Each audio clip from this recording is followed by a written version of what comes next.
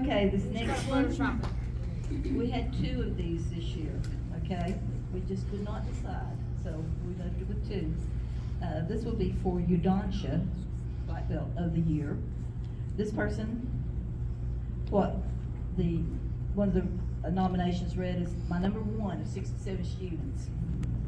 Always there, leading, training, and helping. Sandan developed the curriculum and instructs the 5-year-old class in the dojo. Co-teaches the largest class, which is homeschool students. Competes and places well. He just received one of the awards at the IHOF this past in July.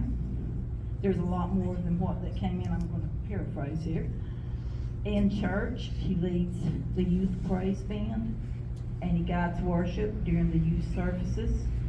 He's on the youth leadership committee, and he's an accomplished guitarist, so we're going to have to hear that sometime, I believe. But we are very happy for Udansha of the Year, Mr. Hayden Hamilton.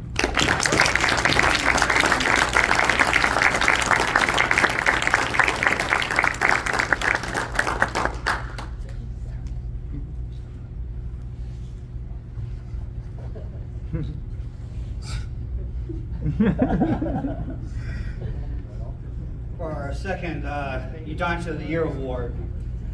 The award this year goes to an exceptional person that started with Master Ed Daniels at a young age and now is Sandan in the style. They also hold a rank of Nidan in 2 other styles. They opened their own dojo in 2021 with the mission to empower women's self-defense. They exemplify all the characteristics of a true martial artist, an excellent leader for their dojo and for TOKA, inspiring others to be a better martial artist, and with their invaluable guidance have earned Macy Schreiber the TOKA Udansha of the Year.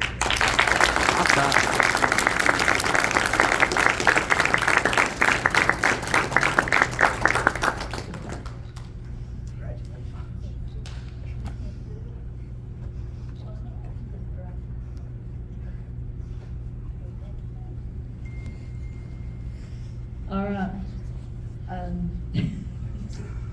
This one is emotional. It comes close to home for Ed, so I believe this is one that he's not going to talk about. So we'll just say this school emphasizes to me they show what martial arts are about in their attitude, their caring, their sharing, the things that they do. I love watching the instructor interact with the children in the program when they come here, and just the more I get to know them, the more I like them. And so we could not think of a better dojo this year to receive the Dojo of the Year than Rights, Shoto Jitsu, and Self-Defense.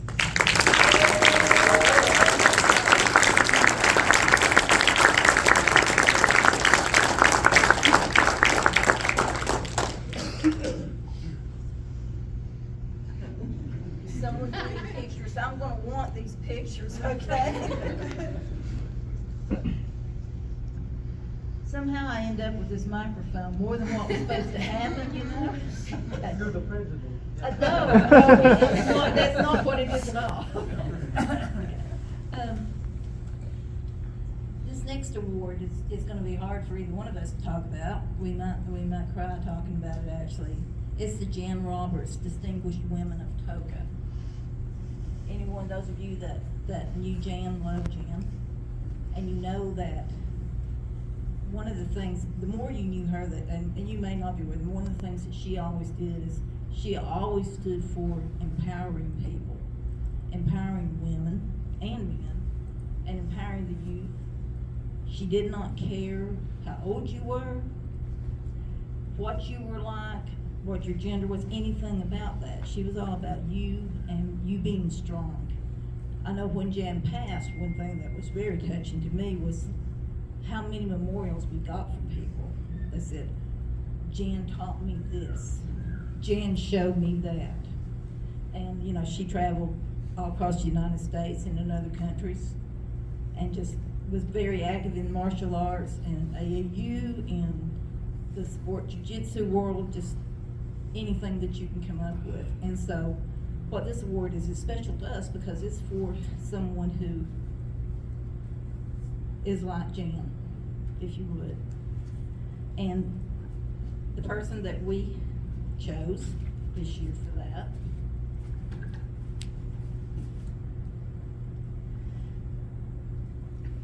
started her training in Michigan under Keith Weiss, then relocated several years after that into Tennessee toward the Nashville area, and searched diligently for at several dojos to find a dojo home. You know, I remember she told me, and I won't name where, when I went into one dojo, she said, you know, they said, you line up in the back, we don't know you. And so, and she trained that way for 3 months, the time before that. It didn't matter to her, you know, and she fulfilled that, and then she found another dojo home, and it was with Phil McElroy. She has been, I'm not even gonna try to tell you everything that she's done, except I know that she, within that program, she fought hard to promote not just sparring and kumite, but to promote the other side of martial arts. She has started a TOKA weapons program for them outside of the martial arts. Oh, and I'll say that she's an ambassador for the martial arts. Any of the schools there that I've gone to visit, they don't see a lot of the other dojo people, but they see her because she goes and she visits all those schools and she helps them and she works with them and encourages them. And a lot of people don't do that nowadays, it seems like. She belongs to several different organizations, teaches and instructs at all of them, and that's the way that we should all be able to be. You know, we're not in competition with each other, and we don't want to be. In her personal life, she works for the Gideons in the international offices and has done, you know, I Googled it. She's done some remarkable things in her career with them and the work with what she has done. She and her husband, Daryl, travel around on their motorcycles and just, they go to different churches, different groups, and they're awesome gospel singers. When we were in Spring City, they came for the seminar, TOKA seminar 1 year, then they spent the night and they came over to our church and sang the next day for us. So if you haven't ever done that, you want to hear them sometime, okay? And I could keep on and on and on, but I think I've said enough. But anyway, we are very happy to present the Jan Roberts Distinguished Women of TOKA Award to Diane Coppers.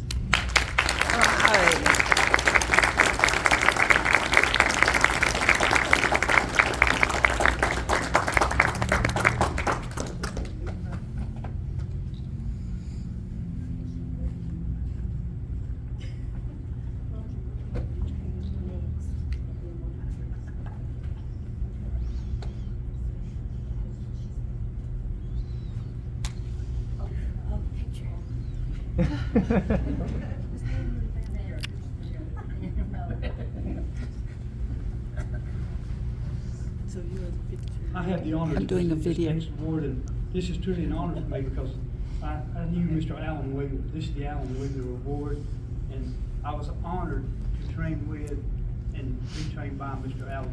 Whether I won't read you what this says, for his continuing contributions to martial arts and for the integrity display both in and out of the dojo.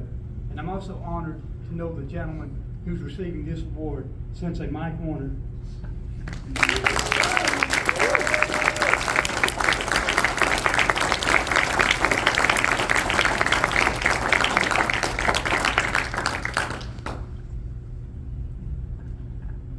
How many people here had the honor of knowing or training with Master Wheeler? He left us in 2005, okay? But his legacy lives on, and I want to tell you, that's what this organization does. You know, he was all about all different styles and people coming together and being able to train together and just having a good time and having a home, and that's what Master Wheeler did. And so we wanted to make sure that we always carry that legacy on for him. Okay. We have another award now. If I could have Dixie. Dixie's going to tell you a little about this award, and then Cynthia Cantrell's going to make the presentation. This award was let me start over again. There should always be an award for courage. And we all have courage. But sometimes courage is exemplified in a different way. And many years ago, I overcame a deadly cancer and was able to continue with the help of my dojo, my friends, all of you all was able to continue. So, very kindly, the board created an award in my name, which I am very, very humbled over. And the award is the Dixie Lee Neff Courage Award. So, Mr. Cantrell is going to tell you about this person, and then I'll tell you who it is.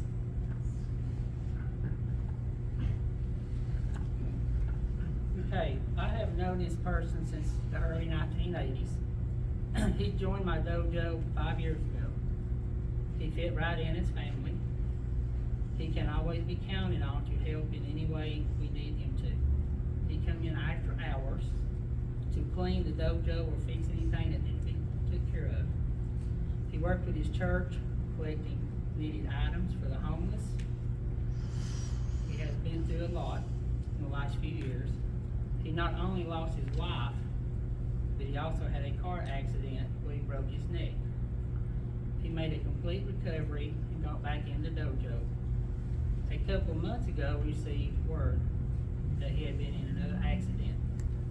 He had to be airlifted to UC Hospital.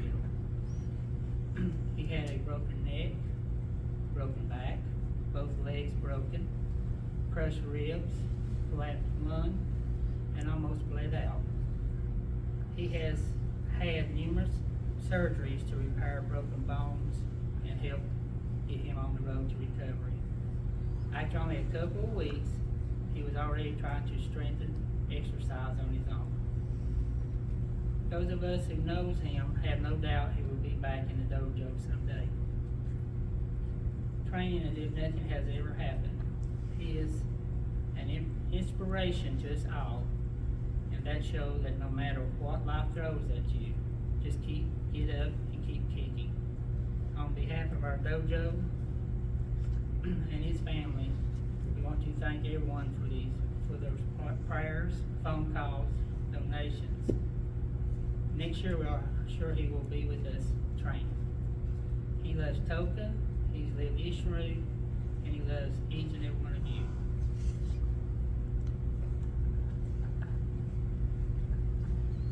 And I have the privilege of presenting the award to Charlie Williams. And Charlie, we love you, we miss you, and we know you're going to be back.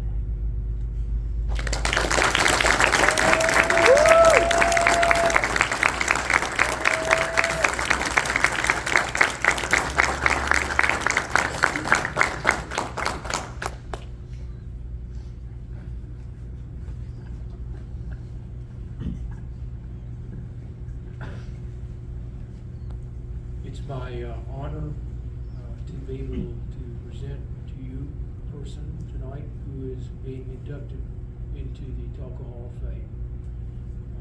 Many different types of people are in there, and all are outstanding in their own way. I was going to tell you that I did not know much about this person, but that would not be true. Actually, I know quite a bit about her. He started training with me way back when he was 10 years old. And I had an outstanding class of people who were 10 years old in that class. And he was one of them. He didn't grow very much. Every other kids were getting bigger than he was, but he didn't grow any much until one day he came in with big feet. And we knew he was going to be okay. And sure enough, the rest of him caught up with his feet. Jan and I watched him closely because he always worked hard, and he had surgery on his leg, okay, he had a bone transfer, okay, the bone replacement from his hip to his leg. Leg was, I think the bone there was about the thickness of an egg. So we had a little thing with our class. We wanted to teach people to be on time. So if you were late to class, it cost you a push-up for every minute. We saw Keith that night, whose mom was driving her to class, got held up in traffic. Keith made it on time on that cast. He was in class with his cast on. Always impressive, always did his best, and he surpassed some of these other kids that were in class that were so good, that were outstanding. But Keith went on. He just doubled down and went to it and stayed with it. No breaks. Gave it everything he had in every class. Was successful. He went to the Junior Olympics representing karate. Okay, competed in the AAU Nationals against some of the best fighters in the world. Impressed people wherever he went. I want to say that when Keith came into that class to work out, I told Jan, we've got to keep him. And we did. So it is my great honor and pleasure to present this person, who is Keith Lowry, who has become a son to me, and congratulate him for being inducted into a Hall of Fame.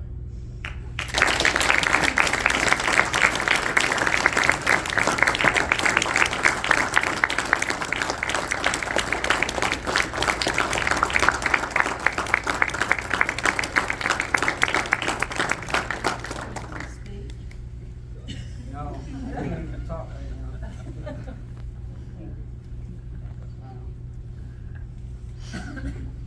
We have one more induction into the TOKA Hall of Fame. This one's a little bit bittersweet.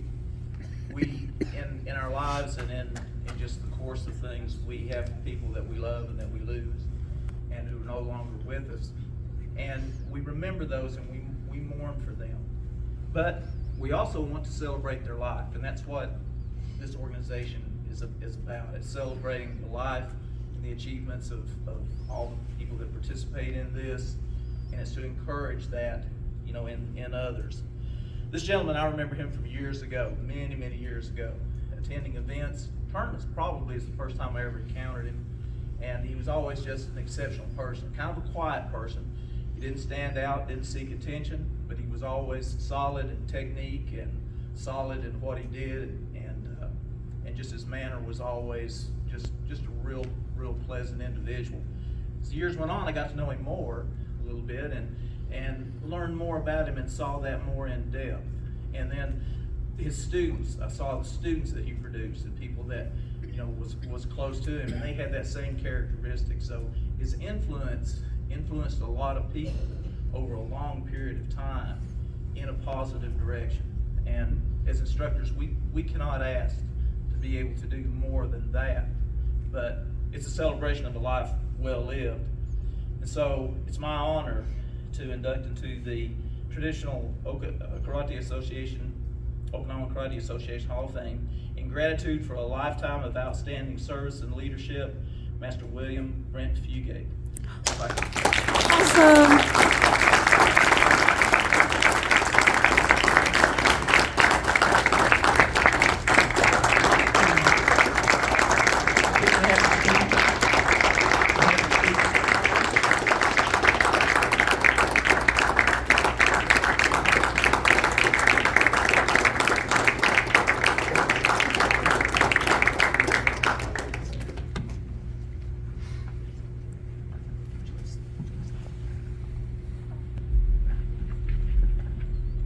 Thank you very much for everyone. We truly miss our master, Brett Fugate, but I'm sure he's happy, and then we have Sensei Fugate's spirit, and then all the time, and so we keep training, and then just keep on going, and then yeah, thank you very much.